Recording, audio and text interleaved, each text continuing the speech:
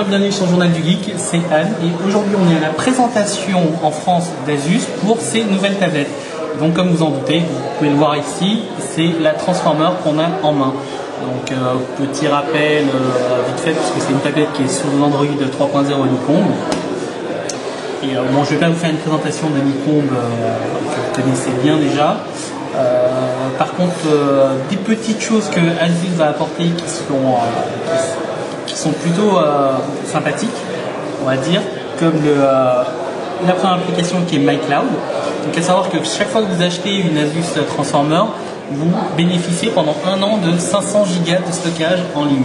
Donc Asus ne nous a pas donné de détails concernant ce qui se passait après l'année, mais dans tous les cas, bon, voilà, en espérant que ça ne soit pas 1 euro le giga, mais plutôt quelque chose comme 10 centimes le giga, quelque chose, voilà. Donc du coup, avec cette application, vous avez accès à MyContent, simplement qui permet donc de charger vos documents, photos, vidéos, etc. MyDesktop qui est livré en partenariat avec Splashtop, donc une petite application gratuite que vous installez sur votre PC ou votre Mac et qui vous permet donc de faire du remote sur vos ordinateurs sur votre réseau local. Et enfin, donc le Vibe qui intègre donc la radio et des musiques en ligne, un peu en streaming, pardon, un peu comme Deezer. Voilà. À côté de tout ça, vous avez l'application MyNet. Donc l'application MyNet, c'est une application qui vous permet en fait de streamer du contenu DNLA ou alors depuis des serveurs OPLP, SMB, etc. Voilà. Donc comme vous pouvez le voir là, hop, pardon, on revient vite fait. Donc là on a par exemple un autre transformer, il suffit de cliquer sur la vidéo et c'est parti pour la lecture. Tout ça en Wi-Fi, c'est pas stocké sur notre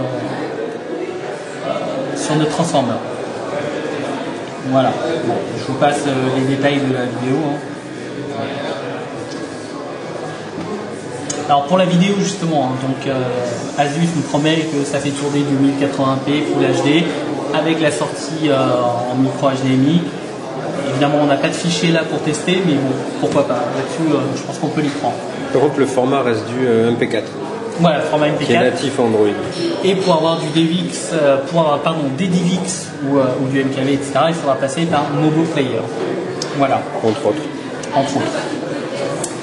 À côté, on a aussi une application qui est très utile et qui est livrée par défaut sur ces Asus Transformer, le gestionnaire de fichiers, donc qui est beaucoup mieux que celui livré avec Android et qui vous permet vraiment de gérer tous vos fichiers, que ce soit sur une carte SD ou sur une carte SD ou autre clé USB. Voilà. Donc là-dessus, vous pouvez supprimer, déplacer, etc. Il n'y a aucun souci. On continue donc le petit tour d'horizon.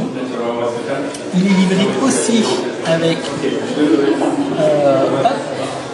ici Polaris Office, donc une sorte d'office, c'est une suite Office qui intègre un tableur, un Word, l'équivalent de Word et je crois que c'est les présentations, ça, enfin, l'équivalent d'un PowerPoint. Mais bon, là-dessus on n'a pas trop testé, on testera quand on l'aura.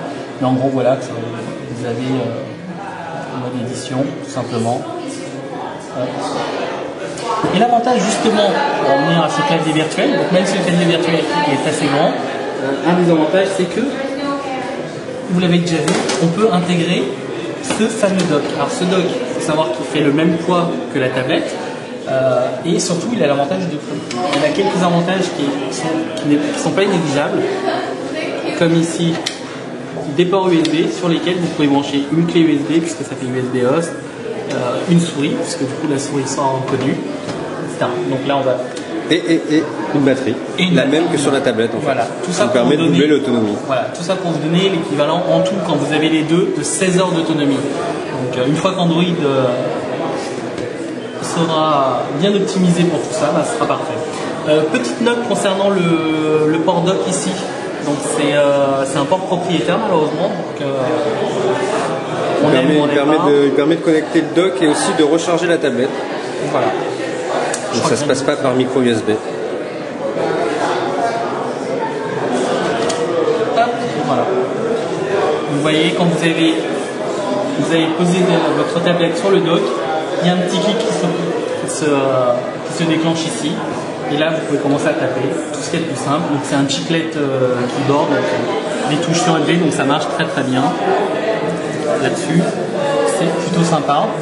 On vous parlait tout à l'heure de la souris. Hop, je vais vous l'ouvrir ici. Ah, je vais y arriver. Voilà. Parce que le dock, comme on disait, a donc 2 ports USB et en plus un lecteur de carte SD. Voilà, et donc comme vous pouvez le voir là, j'ai branché une souris USB, tout ce qui est plus simple, et vous avez la souris pour aller surfer, travailler, tout ça. On peut revenir sur notre truc. Tout ce qui est plus classique, et c'est vraiment, ça marche très très bien. Et du coup, là, l'avantage de la tablette saute un peu aux yeux, parce que on se retrouve enfin avec quelque chose de plus ouvert et carrément complet. Dans le même style, hein, le trackpad fonctionne très bien aussi, hein, enfin, vous n'êtes pas obligé d'utiliser une souris, c'est toujours plus agréable. Et quand vous tapez du texte, etc., là par exemple, je vais aller relancer Polaris Office. Pardon. Voilà.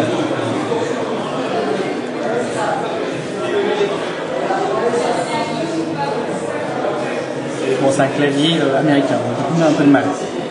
Alors, une des choses que j'apprécie beaucoup sur le clavier Asus par rapport aux concurrents, c'est justement le fait qu'il puisse se refermer comme un laptop. Donc ça, c'est super appréciable.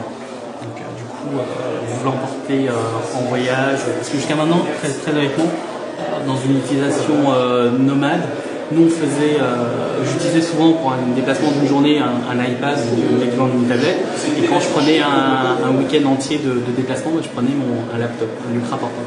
Donc du coup là on peut quand même avoir quelque chose, les deux ensemble, et c'est pas mal du tout. Parce qu'après il vous suffit de retourner. Sachant que le tout combiné c'est quelque chose comme 1,3 kg, puisque c'est 680 et 650 pour le clavier. Voilà, alors je crois que j'ai à peu près fait le tour. Je ne sais pas si j'ai oublié quelque chose, Greg. Non, je pense qu'on a fait le tour. Le navigateur, de toute façon, c'est Chrome, donc on le connaît déjà. Petit widget, hein, juste pour vous montrer, hein, c'est un petit widget fait par Asus qui vous permet d'avoir accès entre guillemets à une vue today. Donc à savoir vos dernières photos, éventuellement les albums, ce que vous avez fait sur Google Maps, les mails, etc. Vous avez la même chose avec les musiques et les vidéos. Enlevez la tablette tout simplement, donc pas de mauvaise manip. Donc, très honnêtement, ça m'a l'air plutôt solide. Maintenant, on va peut-être pas faire de gestes brusques, mais ça me paraît quand même plutôt solide. Voilà. Donc là, vous avez juste, hop, clac, à l'enlever, et là vous retrouvez avec 650 grammes l'interface tactile de Nikon. Voilà. Donc après, évidemment, elle a aussi un appareil photo. Une webcam pour la visio. Une webcam de 1,3 mégapixels avec un APN derrière ici de 5 mégapixels. Donc inutile de vous dire que Asus communique largement dessus, surtout comparé à une concurrente. Mais voilà. Et après, qu'est-ce qu'on peut dire de plus? Il y a un port micro SD, il me semble, sur la tablette. Par contre, il n'y a pas de port USB host.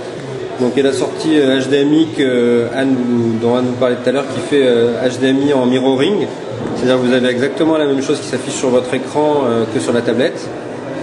Et ça sort en la résolution en fait, du fichier que vous avez à la source. À noter une petite chose aussi, hein, parce que même s'il n'a pas de port USB host, en fait il en a un via un adaptateur, on va dire à la Apple malheureusement. Donc, et en plus. J'aurais préféré vraiment un port USB directement intégré, mais ce n'est pas le cas. En conclusion, disons aussi par contre les capacités 16 Go et 32 Go et le prix à partir de 399 en 16 Go, vous rajoutez 100 € pour le dock et 499 en la version 32 Go, 100 € pour le dock. Et disponible dès le 6 juin et les versions 3G apparaîtront seulement avec les opérateurs, donc ils ne seront pas disponibles en dehors du réseau de distribution d'Orange, SFR et Bouygues. En conclusion donc, on ne va pas revenir sur Nikon, je crois qu'on a fait le tour. Pour l'instant il y a encore un manque certain d'applications, mais ça commence à arriver. L'interface est toujours aussi agréable et il faut avouer que l'ajout du clavier dock est très appréciable parce que c'est la première fois qu'un clavier dock transforme vraiment votre tablette en, on va dire, mini laptop.